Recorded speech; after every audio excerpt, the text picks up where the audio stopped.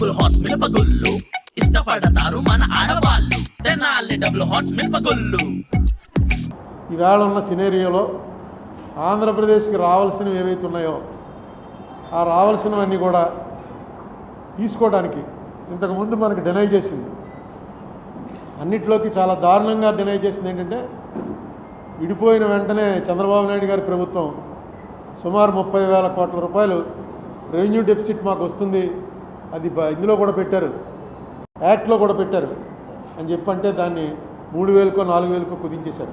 అది మొన్న జూన్ 2వ తారీఖున కరెక్ట్ ఫిగర్స్ కూడా ఇచ్చాను మీకు. 32,25 రూపాయలు ఏపీ గవర్నమెంట్ వారు అడిగితే లెక్కలేసి అనుకూలంగా స్పెషల్ కేటగిరీ స్టేటస్ విషయంలో కానీ, పోలవరంలో కానీ, విశాఖ స్టీల్ ప్లాంట్ విషయంలో కానీ, రైల్వే జోన్ విషయంలో కానీ, కడప ఉక్కు factory, Dugarajapatnam port, Kakinada petro complex, ఒక అగ్రికల్చర్ యూనివర్సిటీ, షెడ్యూల్ 9, షెడ్యూల్ 10లోని ఆస్తులు, ఇవన్నీ కూడా మీకు ఆ సమర్థత ఉంది, మీకు ఎందుకంటే ఎక్స్పీరియన్స్ ఉంది, అందరూ తెలుసు. అక్కడ ఈ సమయంలో మీరు రావటం, ఇంత పెద్ద మెజార్టీతో రావటం, దీన్ని ఆంధ్రప్రదేశ్ స్టేట్కి అనుకూలంగా మార్చేటువంటి ప్రయత్నం మీరు చేస్తారనే నమ్మకం ఉంది. చేయడానికి కావాల్సిన శక్తి మీకు రావాలని కోరుకుంటున్నాను. ఆర్ఎస్ఎస్ భగవత్ గారు నిన్న మొన్న చెప్పాడు, ఒక మంచి మాట చెప్పాడు. అహంకారం పనిచేయదు, పబ్లిక్ లైఫ్లో అహంకారం పనిచేయదు అని చెప్పాడు. బహుశా అది మోడీ గారిని ఉద్దేశించి అయి ఉంటుంది. ఆయన 400 పార్ ఇవన్నీ కూడా ఎలక్షన్ టైంలో చెప్తాం మనం, మాకు 3 లక్షల మెజార్టీ వస్తుంది, 30 లక్షల మెజార్టీ వస్తుందని. కానీ ఆయన ఒక మాట మాత్రం ఆఖరి ఫేజ్ ఎలక్షన్ జరగాల్సి ఉండగా ఒక మాట చెప్పాడు, అది ఆశ్చర్యం అన్నమాట. సాక్షాత్తు మనకు అవతార పురుషులు కూడా ఎవరు చెప్పలే ఆ మాట. ఆయన ఏమన్నాడంటే, నేను మామూలుగా అందరూ పుట్టినట్టు తల్లిదండ్రుల కలయిక వల్ల పుట్టినట్టుగా నాకు అనిపించట్లేదు, భగవంతుడు నన్ను వేరే పంపించాడు, ఏదో పని మీద ఇక్కడికి పంపించాడు, అందరినీ భగవంతుడు పని మీదే పంపిస్తాడు. ఆ మాట మనం అనుకోవడం కాదు, ప్రజలు అనాలి ఈయన కారణ జన్ముడండి అని. ఎప్పుడైతే ఆయనే అనుకుంటున్నాడో దానికి ఒక జబ్బు కూడా ఉంది సైకాట్రీలో, మెగలోమానియా అంటారు. అంటే తనని దేవుడి కింద భావించుకునేటువంటి జబ్బు అది. అదేంటో చాలా విచిత్రంగా ఆయన అలా అంటాడు అనుకోలేదు, ఎందుకంటే ఆయన చాలా గొప్ప స్పీకర్. ఆయన ఇవాళ భారతదేశంలో ఆయన్ని మించి హిందీలో స్పీచ్ ఇవ్వగలిగినటువంటి మనిషి ఇంకోటి లేడు. అంత గొప్ప స్పీకర్ ఎందుకు ఆ రాంగ్ అంటే, బహుశా అది దృష్టిలో పెట్టుకునే భగవత్ గారు ఆ మాట అని ఉంటాడు. అహంకారం అనేది తలకెక్కితే చాలా ప్రమాదంలో పడిపోతాం. మోడీ గారు కూడా ఇప్పుడు బాగా కంట్రోల్ అయ్యాడు. ఆయన మొక్కవళికల్లో కానీ, ఆయన బిహేవియర్లో ఇది కానీ చూస్తున్నట్టయితే చాలా కంట్రోల్ అయ్యాడు. నాకు ఎప్పుడు కూడా బీజేపీ ప్రభుత్వం రావడానికి నేను ఎప్పుడు వ్యతిరేకం కాదు. ప్రతిపక్షం కూడా బలంగా ఉండాలి. ప్రతిపక్షం లేని డెమోక్రసీయే కాదు. ఇప్పుడు ప్రతిపక్షం ఆంధ్రప్రదేశ్లో 11 స్థానాలకు వచ్చేసింది.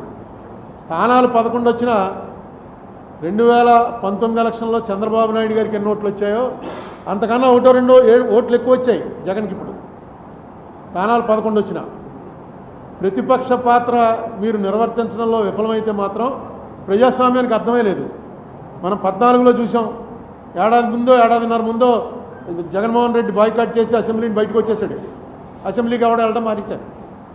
అలాగే 19లో చూసాం, చంద్రబాబు నాయుడు గారు బాయ్కాట్ చేసి బయటకు వెళ్ళిపోయారు, ఎక్కడ కూడా అసెంబ్లీ ఏమీ జరగలేదు. ఇప్పుడన్నా కనీసం ఉన్నది 10 మంది అయినా అసెంబ్లీలో కరెక్ట్గా మీరు ఏం చేయాలి, ఎందుకంటే అత్యున్నత వేదిక అది. ఏం అడగాలనుకుంటున్నారో, ఏం చేయాలనుకుంటున్నారో చేయండి. అయిపోయింది. అప్పుడు 23 వచ్చినప్పుడు మీరు చెప్పారు 23 స్థానాలు వచ్చాయి, ఇంక అయిపోయింది చంద్రబాబు నాయుడు చాప్టర్ క్లోజ్ అని. ఇవాళ ఏమైంది, మీకు 11 స్థానాలు వచ్చినప్పుడు వాళ్ళు అంటారు మీ చాప్టర్ క్లోజ్ అని. చాప్టర్లు ఏవి క్లోజ్ అవ్వవు. మీకు ఒక ఉదాహరణ చెప్తాను, ఇదేదో నేను ఊహించి చెప్తుంది కాదు.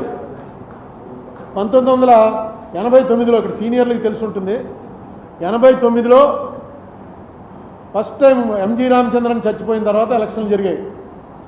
అంతకుముందు ఆ ఎంజీ రామచంద్రన్ గారి భార్య జయలలిత ఇద్దరు కూడా పార్టీ నాదంటే నాదని కొట్టుకున్నారు.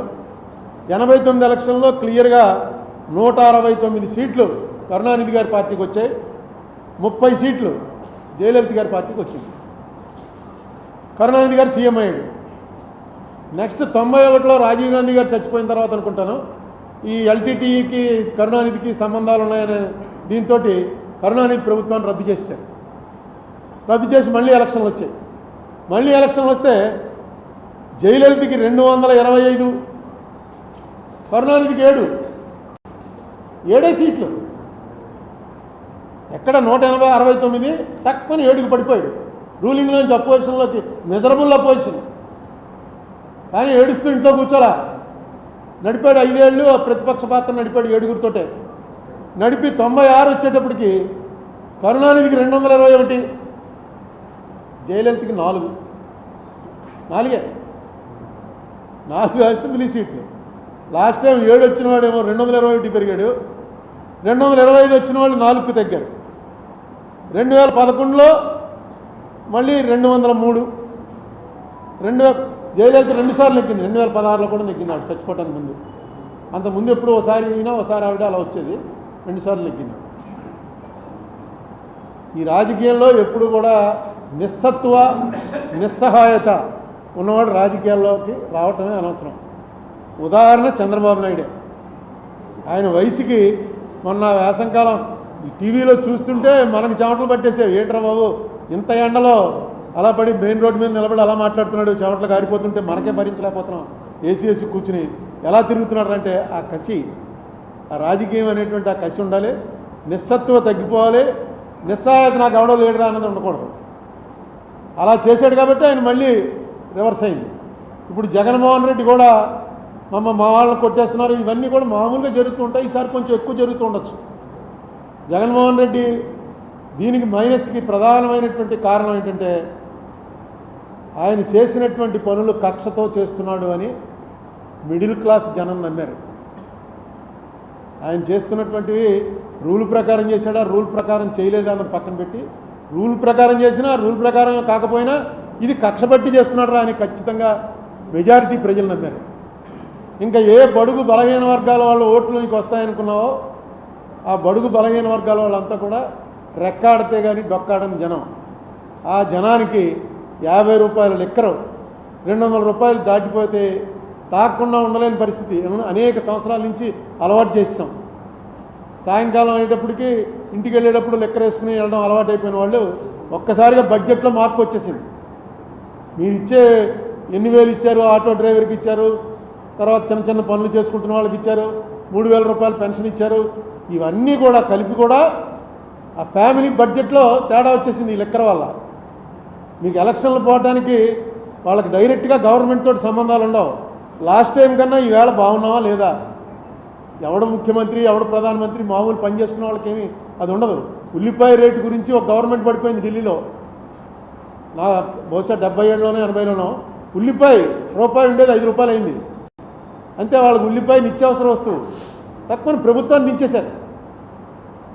అలాగే ఇక్కడ సారా అన్నది ఎంత బలంగా పనిచేసిందంటే అది మొట్టమొదట పాపం ఫస్ట్ ఈ విషయం కనిపెట్టినవాడు ఎవడంటే స్టేట్ లెవెల్ లీడర్స్లో మన రాజమండ్రి ఆయన సోమవీర్రాజు లిక్కర్ రేట్లు ఎక్కువైపోయి 50 రూపాయలకి ఇస్తాం మేము వస్తే అని అంటే ట్రోలింగ్ చేసి తెగతిట్టేశారు సోమవీర్రాజుని. అదే చంద్రబాబు నాయుడు గారు డైరెక్ట్గా మీటింగ్లోకి వచ్చి చెప్పాడు 50 రూపాయలకే మీకు నాణ్యమైన లిక్కర్ ఇస్తాను మేము వస్తే అని. అది పనిచేసింది. సోమవీర్రాజు ఆ ముందే చెప్పాడు అది, ఎందుకంటే అతనికి ముందే వెలిగింది. ఇది దీనివల్ల చాలా ఫ్యామిలీస్లో చాలా ఇబ్బందులు అయిపోతున్నాయి ఆర్థికంగా. మరిన్ని వీడియోస్ కోసం ఛానల్ ని సబ్స్క్రైబ్ చేయండి, లేటెస్ట్ అప్డేట్స్ కోసం వాట్సాప్ ఛానల్ ని ఫాలో చేయండి అండ్ లింక్ డిస్క్రిప్షన్ లో ఉంది.